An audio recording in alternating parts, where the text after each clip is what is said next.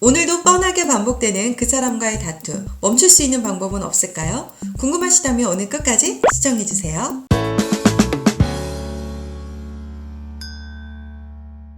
아끼야, 우리 책 읽을까? 우리 책 읽으러 가자. 우리 책 읽으러 가자. 개인의 성장을 응원하는 아지트 한박사TV의 함쌤입니다. 여러분, 지난주 제가 심리게임에 대해서 이야기했던 거 기억나시나요? 혹시 잘 모르시는 분이 있다면 전에 찍었던 영상을 한번 보시면 오늘 더 도움이 되실 겁니다. 제가 오늘 소개해드릴 책이 한 권 있어요. 바로 나는 왜 네가 힘들까? 라는 책입니다. 여러분 이런 분 안 계시나요? 저는 주위에 좀 힘든 사람이 몇몇 분 계셔서 이 책에 대한 관심이 더 많았는데요. 자, 이 책 보면은요, 우리는 인간관계에 뻔하고 진 빠지는 게임을 한다라고 이야기가 나와 있어요. 특히나 유난히 나에게 그런 힘든 사람들이 있거든요. 어떤 사람들인지 이 이야기가 자세하게 적혀 있고요. 또 우리는 지난주에 이야기했던 게임의 유형 있었죠. 피해자형, 박해자형, 그리고 이제 구원자형이 있었잖아요.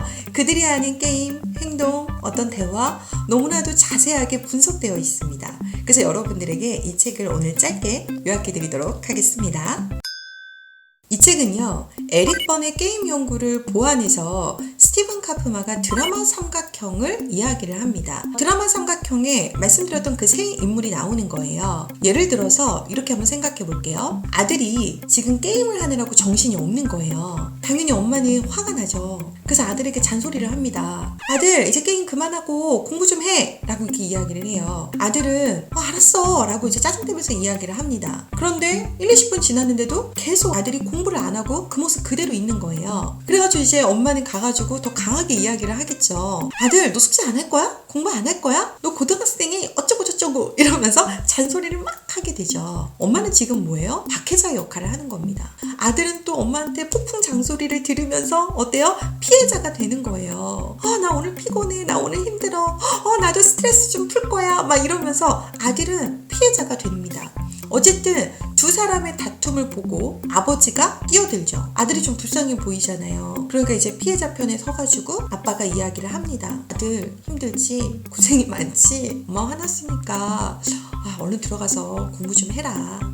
어쨌든 이렇게 선량한 이미지로 아들을 구원해주는 것처럼 이렇게 딱 나타나서 등장을 하죠. 아들은 그런 아빠를 보면서 또 내가 당한 거에 대한 어떤 그 감정을 하소연합니다. 어쨌든 아빠는 아들에게 어때요? 치킨 한 마리 시켜주면서 열심히 공부하자, 파이팅! 이렇게 이야기를 한단 말이에요. 그리고 나서 이제 아빠는 엄마에게 갑니다. 그러면서 이제 이야기를 해요. 당신 애도 이렇게 컸는데 그렇게 윽박 질러야 되겠어? 그렇게 잔소리해야 되겠어? 다 알잖아. 좋은 소리로 할 수도 있잖아 라고 하면서 결국 아빠와 엄마의 싸움으로 끝나고 맙니다. 이 박해자, 구원자, 피해자, 이 드라마 삼각형의 이 게임은요, 내가 어떤 하나의 역할만 하는 게 아니에요. 이렇게 돌아가면서 세 가지의 역할들을 우리는 하는데 우리가 편하게 하는 일상의 이런 대화들이 심리게임이라는 겁니다. 그래서 그 세 가지 유형들이 하는 그 심리게임들을 더 자세하게 한번 이야기를 해보려고 해요. 자, 첫 번째는요, 피해자형입니다. 여러분, 제 주변에 이런 친구 있어요. 지금은 이제 결혼을 했지만 결혼하기 전에 남자친구하고 헤어졌어요. 그런데 이 헤어진 거를 좀 건강하게 그 이별을 극복해야 되는데 그렇지 못하고 항상 친구들 만나면 이런 얘기해요. 걔는 너무 잘 살고 있어. 난 이렇게나 힘든데. 난 너무 속상한데. 나는 지금 밥도 못 먹고 이 시간을 이렇게 견디고 있는데 그 사람 SNS 보니까 너무너무 잘 살아. 왜 이러면서 본인이 굉장히 억울해하는 거예요. 이런 친구 주변에서 못 보셨나요? 여러분, 피해자 역할을 하고 있는 겁니다. 상대의 동정심을 자극해서 나에게 관심을 끌어오는 타입이에요. 그래서 그런 분들이 이런 말 많이 해요. 나를 이해해준 사람은 너밖에 없잖아. 예를 들어서 내가 너를 위해서 이렇게까지 했잖아.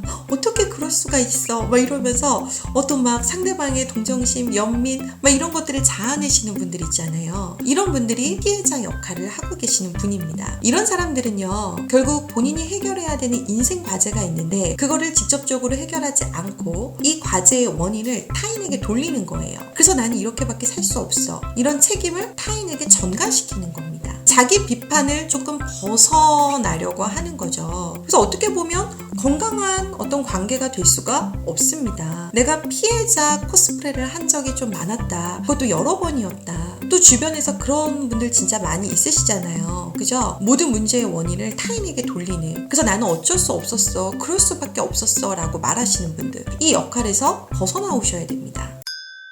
두 번째, 박해자인데요. 이 책에서 이렇게 박해자들이 하는 말들을 이야기를 하고 있어요. 상대를 깎아내리면서 비난하고 상처 주는. 하여간 넌 도움이 안 돼. 네가 그렇지 뭐. 넌 절대 못할 거야. 막 이러면서 박해자 역할을 하시는 분이 있는데 뭐 조직 내 상사나 이런 분들이 후배 직원들 일부러 이렇게 박해자 역할을 하면서 그죠? 정말 소통하기 어려운 꼰대 같은 분들이 있으시잖아요. 내가 오늘 네 서류 살펴보다가 그 게임에 중독된 거일 수도 있습니다. 자, 어쨌든 이런 박해자 역할을 하시는 분들은 좀 더 이렇게 순진한 사람들을 만나면, 그 순진한 어떤 피해자감을 만나면 먹잇감으로 생각하시고 더욱더 강하게 이야기하는 경우들이 있습니다. 왜 그럴까요? 자기 권능에 대한 환상에 빠져 있는 분들입니다. 또 어떻게 보면 욕구불만이 정말 많은 사람일 수 있어요. 그래서 좀 냉철하게 생각해야 됩니다. 내가 누군가를 공격하면서 얻는 이 보상이 정말 오래가지 않는다라는 걸. 자, 마지막은요, 구원자입니다. 구원자 역할 하시는 분들 정말 많은데 이 책에서는 또 어떤 말을 많이 하는지 한번 보겠습니다.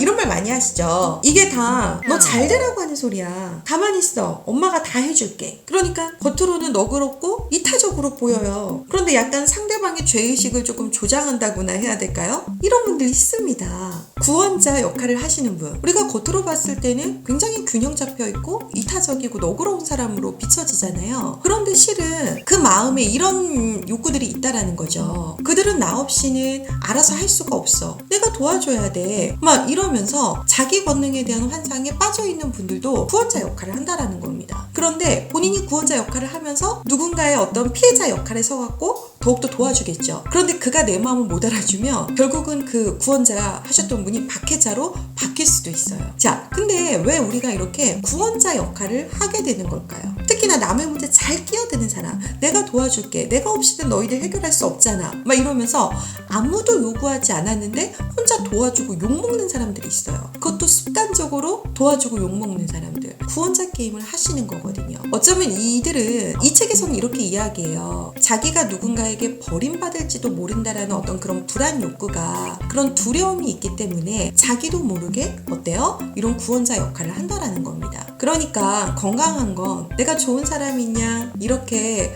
구원자 역할을 하는 것이 아니라 정말 도움이 필요할 때 그들에게 도움을 주는 거, 필요로 할 때 도움을 주는 사람들이 건강한 관계를 하게 됩니다.